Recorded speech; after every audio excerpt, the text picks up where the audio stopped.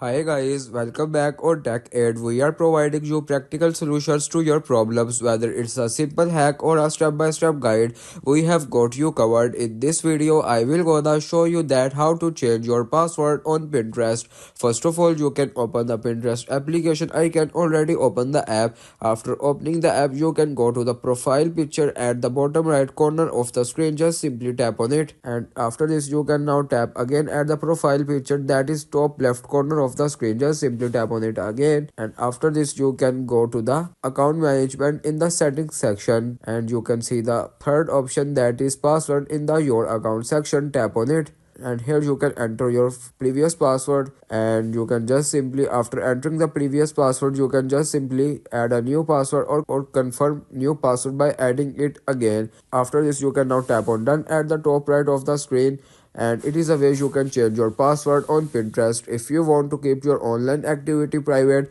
and access to restricted contents like I do, trying using a VPN. It's secure, easy to use, and makes a browsing safer. The link to buy is in the description below. If this tutorial helped, don't forget to like the video and subscribe for more practical solutions. Got questions or need extra help, drop a comment below and we will be happy to assist. See you in the next one. Thanks for watching.